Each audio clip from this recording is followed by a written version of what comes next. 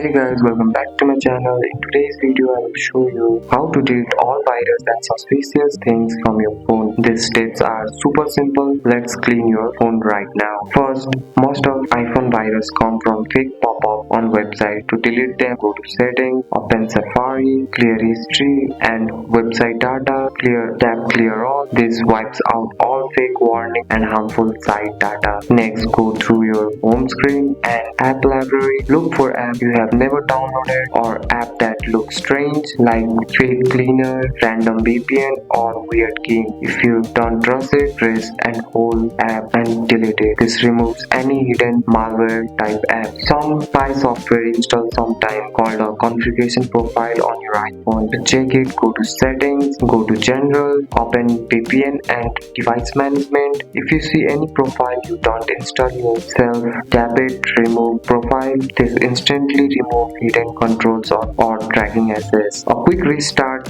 wipes out small system glitches and block security risks. Update also remove bugs that hackers try to use. That's it. That's all for today's video, guys. If you found this video helpful, drop a like and subscribe for more videos. Thanks for watching. See you in next one.